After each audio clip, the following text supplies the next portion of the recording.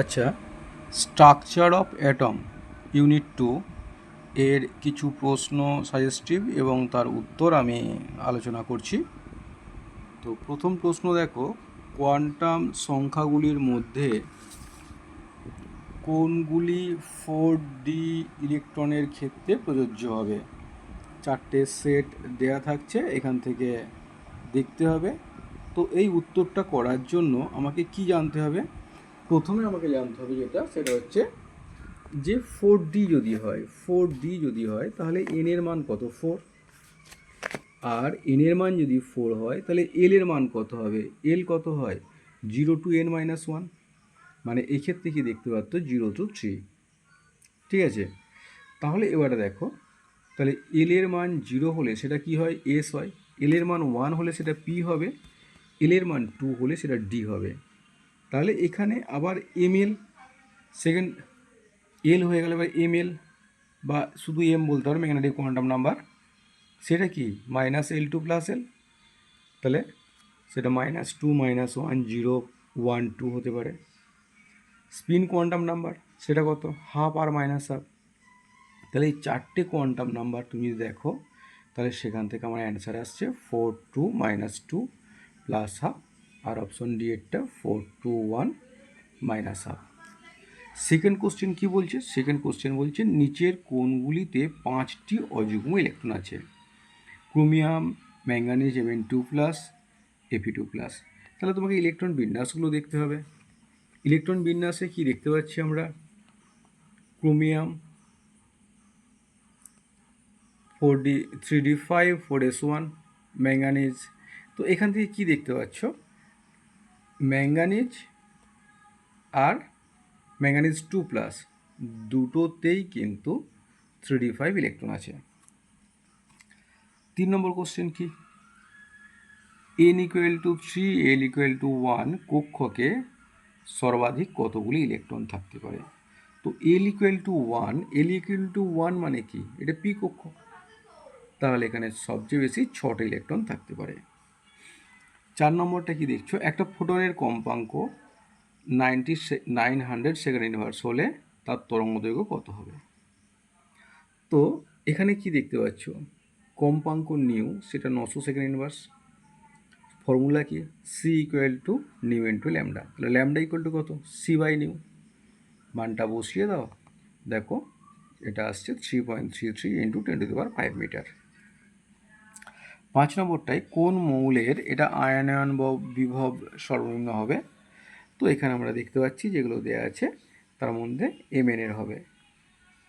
6 কোশ্চেনটা এটা সহজ, যে H পরমাণুর রেখা বর্ণালীর কোন শ্রেণীটি দৃশ্যমান অঞ্চলে থাকে? এটা জানো, বামার শ্রেণী। 3p উপকক্ষের রেডিয়াল নোডের সংখ্যা কত? এই রেডিয়াল নোড এটা জানতে হবে। রেডিয়াল নোড কী করে বার করা হয়? তার সূত্রটা হচ্ছে n - l - 1। 3p মানে কত? n = 3, l = 1। তাহলে রেডিয়াল নোডের সংখ্যা কত? 3 - 1 - 1 = 1। 8 কোশ্চেন কি? 8 কোশ্চেন বলছে কোন আয়নটির ইলেকট্রন বিন্যাস আর্গন 3d6? তো এখানে ইলেকট্রন বিন্যাস করলে তোমরা দেখতে পাবে যে কোবাল্ট 3+, এরটা হবে আর্গন 3d6। ঠিক আছে, আমরা এখানে কোবাল্ট করেছিলাম, দেখো ওই জন্য আর করিনি। কোবাল্টের কত?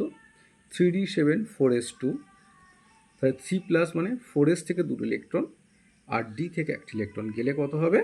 না আর্গন 3d6। ঠিক আছে।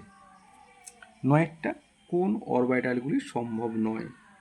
তো অরবিটাল কোনগুলো সম্ভব নয়? 1p সম্ভব নয়, 2d সম্ভব নয়, 3f সম্ভব নয়, কেবলমাত্র 3s সম্ভব। ঠিক আছে। 10এরটা দেখো, বিবৃতিটা ভালো করে পড়ো। Fe2+ গ্যাসিয়াস আয়ন অপেক্ষা Fe3+ গ্যাসিয়াসের স্থায়িত্ব বেশি।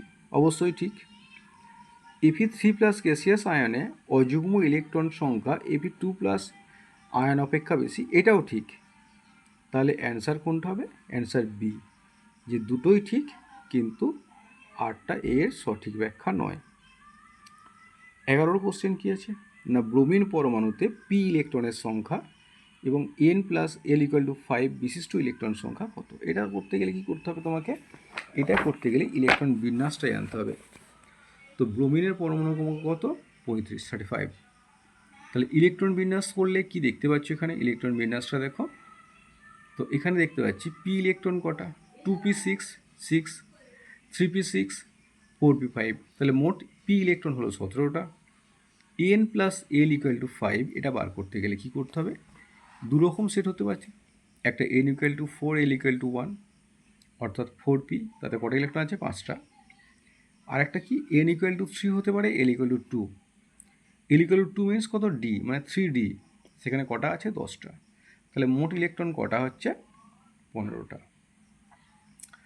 তারপরে পরের প্রশ্নটা কি না, বেরিলিয়াম 3+ এর তৃতীয় বোর কক্ষ এবং হিলিয়াম আয়নের দ্বিতীয় বোর কক্ষের ব্যাসার্ধের অনুপাত কত? তো এটা করতে গেলে তাহলে বেরিলিয়াম এর তৃতীয় বোর কক্ষের ব্যাসার্ধ, যে কোনো এক ইলেকট্রন বিশিষ্ট কক্ষপথের ব্যাসার্ধ, সেটা কি না R1, অর্থাৎ হাইড্রোজেনের প্রথম কক্ষের ব্যাসার্ধ গুণিত n²/z। তাহলে বেরিলিয়ামের ক্ষেত্রে তৃতীয় বলেছে মানে n এর মান 3 আর পরমাণু ক্রমাঙ্ক 4, তাহলে R1 × 9/4। আর হিলিয়ামের ক্ষেত্রে কী পাচ্ছি আমরা? দ্বিতীয় বোর কক্ষ, তাহলে R1 × 2 তার স্কোয়ার আর পরমাণু ক্রমাঙ্ক 2/2, তাহলে R1 × 2। তাহলে রেশিওটা কত আসছে? 9/8, অর্থাৎ 9:8। ওকে।